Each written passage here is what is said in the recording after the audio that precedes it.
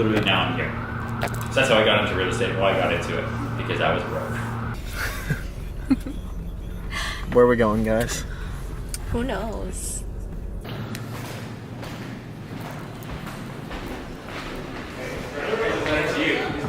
Hey, nice, right? Hi, here for a meeting with Ryan Serhant. Thank you so much. Is it cool? Are we cool? You can just sit in here if you want coffee or water. What's going on? Joe. Nice to meet you, Omid. Hey, gang, what's good? How are you, Jordan? Hey. What's going on? Pleasure. This is Amanda. This is Amanda. Hey guys. Hi. Amanda Squared. Yep. You can have a seat in our conference room. Do you Alrighty. guys need anything to drink? Much appreciated.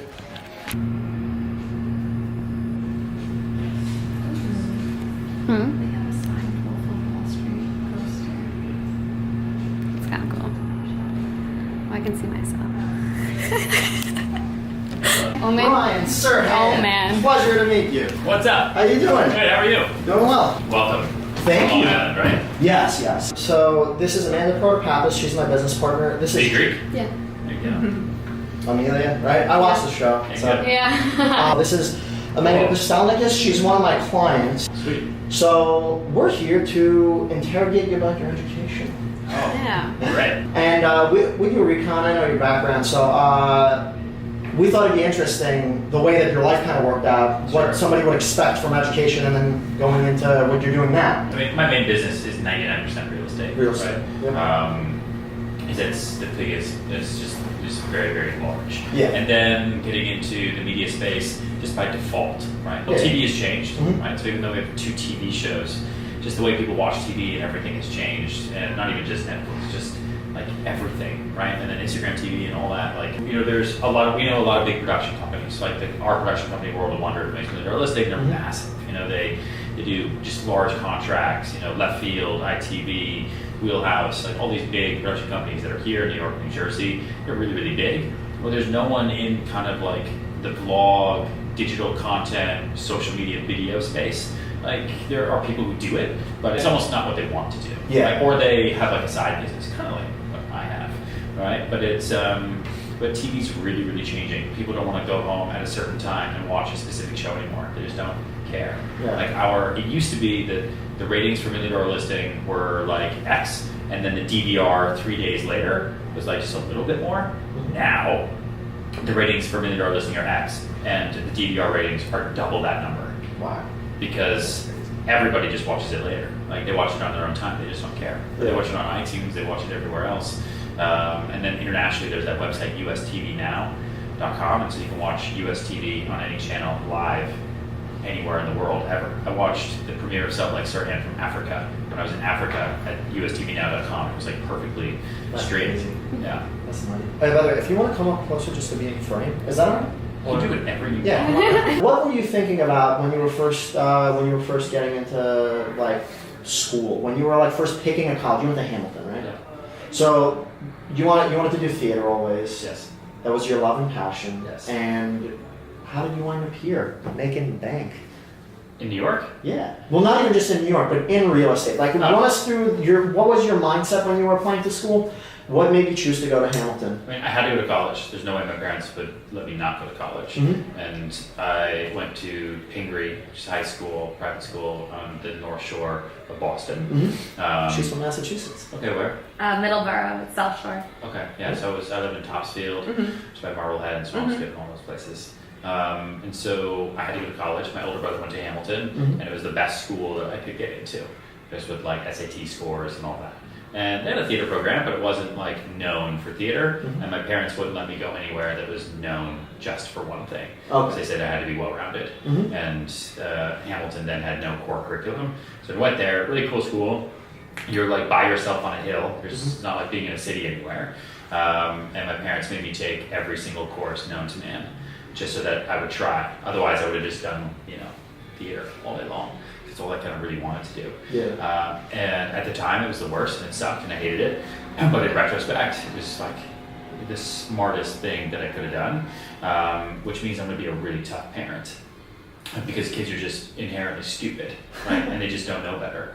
And so I credit my parents a lot for forcing me to do all that and forcing me to work hard.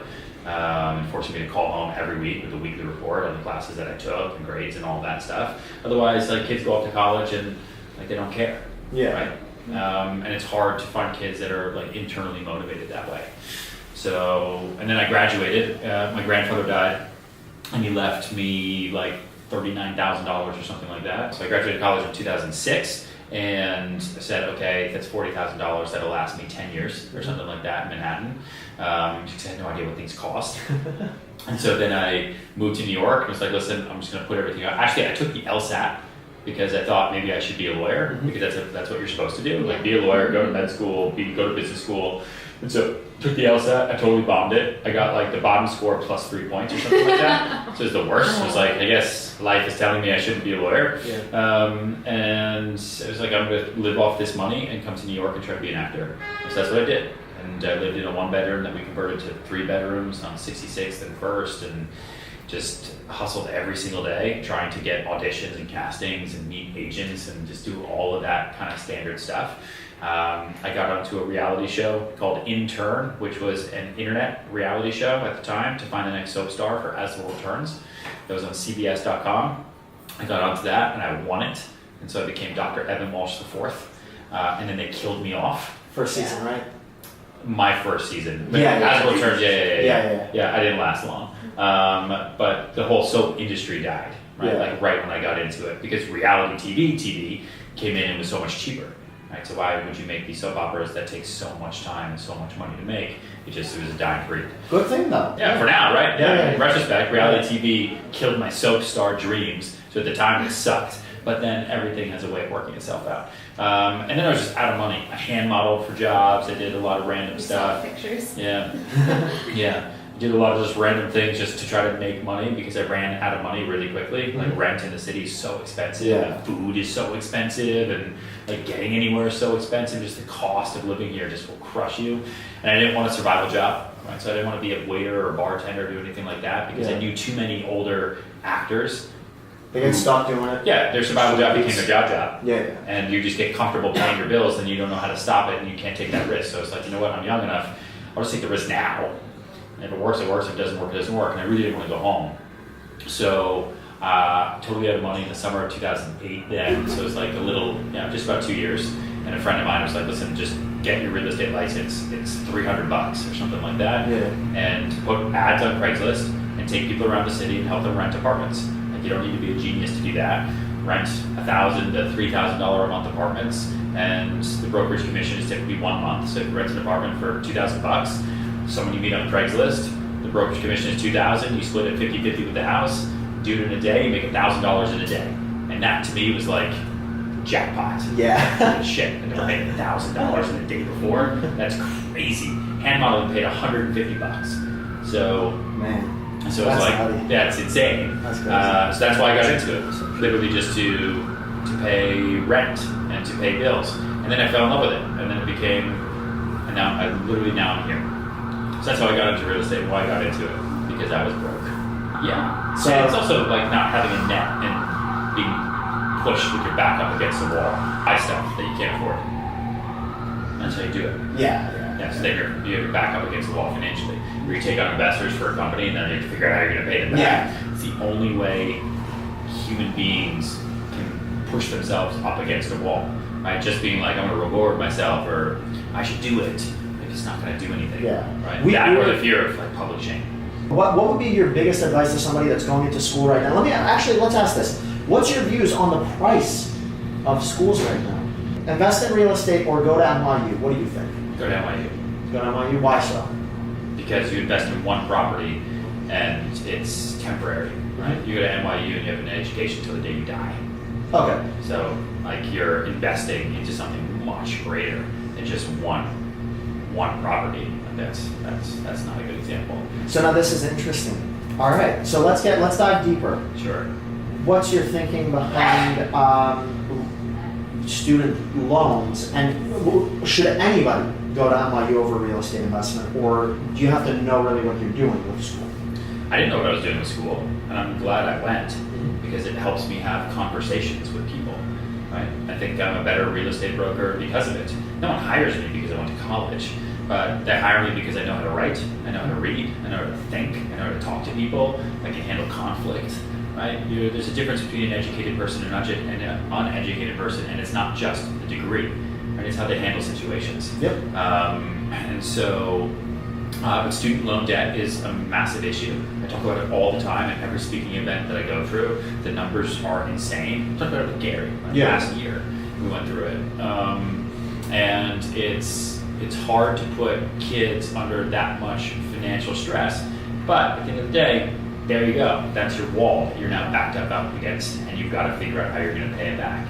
Right? But it causes an issue for a lot of people. It's not just for the student who now has debt. It's an issue for all of us because that person wants to buy a home, now they can't do it, or they think that they can't because they have too much debt. Yeah. Right? Which sometimes is true. The most important thing has become just a business. I feel like education is supposed to be like the most important thing because that's the basis of how you figure everything out in life. The way You you're have to go to college, right? It is an option. Yeah. And there's always state school, which is free we pay now. for. Yeah. That we pay for it through Through taxes. taxes, yeah. Right? So you can go to that. Like, I don't feel bad for kids who want to go to schools that are not state schools, take on loans, and then they bitch and moan about their student loans. Like, you make your bed, now you have to sleep in it. Right? And so, like, I have no sympathy for people like that. I would say one thing though, I do think that I agree in the aspect of if you know what's happening, but younger kids, like a kid who's like, I want to go to U Miami and get hammered, this is what I want to do. I try to do a Boston accent, that's not good. No, but if they're like, yeah, I want to go like just hang out, and they don't know what they're actually signing up for. Like 17 and 18 year olds are being trusted with $100,000 decisions. It's kind of ludicrous, I think. Sure. I feel like, what would you think would be a good way to be able to address that, if any? Awareness? Education Like in the this. high schools, right? Like in the high schools. Yep. And education through the parents, you know what I mean? It starts with the parents, and it starts with the lower education principals and people walking these students through what exactly it means to go to college, what exactly it means to take on that kind of debt, how they're going to pay it off, do they have payment plans, and really helping them figure it out.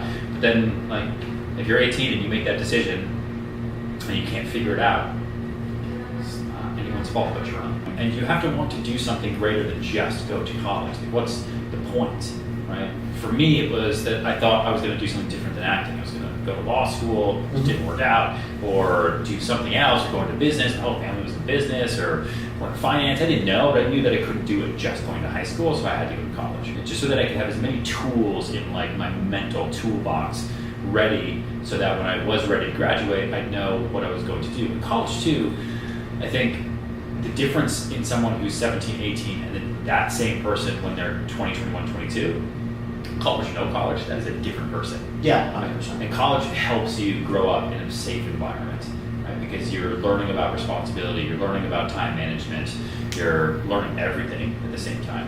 I don't necessarily think grad school's, a good idea for everybody, unless you want to be a doctor. Right? Yeah. Unless you want to go into med school, like please go to grad school. So, like the last thing we need is uneducated doctors. But there's a lot of people that I know, like clients in particular, that have kids who they delay life by going to school. So they'll get like a master's, and then they'll go to grad, and then they'll get like a master's for the thing they did in grad, and they just go forever and ever and ever. PhD, then they become a teacher. Yeah, because they don't want to be. Well, they just don't want to adult. Professional students. Yeah. And that's a problem. If you know what you want, and you're really passionate in it, and you really know what you're going to do, and you have a way to make an income early, Why not? but listen, so like Gary, Yeah. and a lot of these guys tell kids not to go to college. I don't think that's good. I don't think that's a good idea. I don't think that's good. I think people should go to college. This is how I look at it. Job and education, they're always going to be there. They're like systems, right? You go into the world, there's systems around you. You just taught them growing up always, and then you're like, wait, life's kind of this experience that I control, and I can kind of do whatever I want. So I think learning that early on is a key piece, and then from there, going in and being able to, like what you're saying, figure out what you actually want to do and try a bunch of stuff. Because nobody's really introduced to a lot of things. Yeah. Listen, New York is so big. There's like the one thing I learned when I got into this business is like it's very easy to do well here and then think that you can go anywhere else. And you can't, right? Because it's like the fact that I'm on the ground here is what makes me able to sell here. Like just saying, oh, I should go over there. Like I don't know people there. I don't know the real estate there. I don't know the ins and outs. Like all that stuff is so important. That's why real estate is sold globally, but it's marketed locally, right? And you can, like, you can make more money than anything in the world selling real estate in New York City, and there's still stuff you can't sell. But listen, you never know, right? You guys all have a sphere of influence that I don't have. So that's why I do so much speaking. I try to meet as many people as I possibly can, because you just don't know. Like you could bump into somebody who wants to do something and you say, oh shit, I met that guy Ryan, this time I'll connect you, I have his email, and then there you go. There's an opportunity that none of us would have had we not had this meeting for 45 minutes, right? So I think what we're gonna end up doing together, we probably don't even know what it is yet. And that's kind of cool. That's the best stuff in my opinion. Yeah, you know, and there's 80,000 real estate agents in this city now. Wow, it's crazy. Jeez. And you're the number one team in the city, right? Yeah, as of last week. So, Yeah. congratulations. That's crazy. Started from hand modeling out here. That's awesome. That'll be my song. Oh, take a photo. Let's do it right here. Sounds good, sounds good. All right. I'll do one for everybody and then... Yo, pleasure meeting you, my man. You're the man. Bring it in. Oh, this is like There we go. Lefty shake. But yeah, no, it's been a great day How's it at Serhant Team. Oh yeah, and Jordan, thank you so much for coordinating everything. yeah, you're welcome. Greatly appreciated. Yeah. Hope you have a great day. Thank and you. see you guys soon. Be well. You just told me I'm being a real estate broker in Long Island. All right, sweet. Yeah. Dope. All right. Did it. Okay. Oh, I missed.